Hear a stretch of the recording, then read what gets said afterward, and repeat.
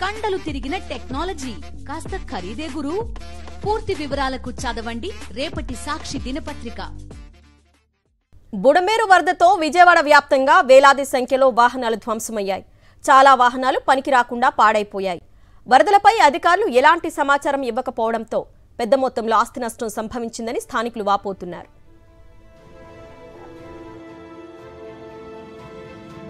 మరింత సమాచారం విజయవాడ నుంచి మా ఇన్పుట్ ఎడిటర్ ఇస్మాయిల్ అందిస్తారు.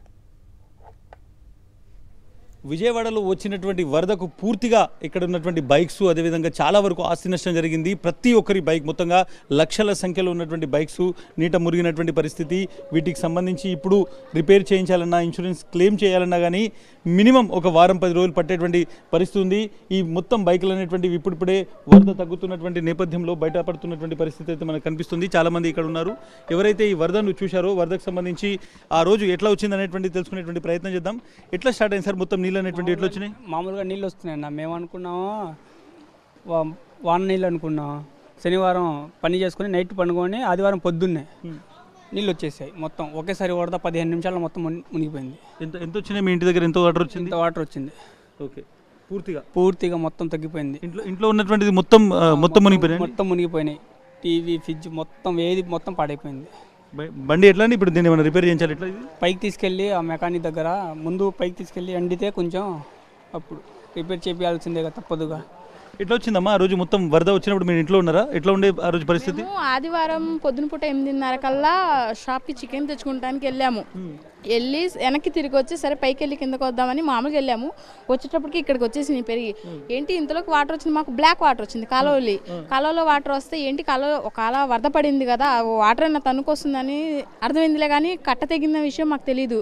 పైకి వెళ్ళి పిల్లలకి తెచ్చేసరికి ఇంకా సగం ఇంకా వెళ్ళలేక ఆ వాటర్లోనే ఉండిపోయాం మేము. ఇప్పుడే మెల్లిమెల్లిగా కొద్ది వాటర్ తగ్గినాయి కదా. ఓకే సార్, చెప్పండి సార్. నిన్న మార్నింగ్ సండే మార్నింగ్ 9 వరకు ఏమి లేదు. అంత ఎమర్జెన్సీగా వచ్చింది. ఆ అధికారులు మాకు హెచ్చరిక ఇచ్చింది లేదు, హెచ్చరిక ఏమి ఇవ్వలేదు. కానీ 2 గంటల్లో చాలా మునిగిపోయి ఎవరికి వాళ్ళ సామాను కూడా తీసుకోలేని పరిస్థితి అయిపోయింది.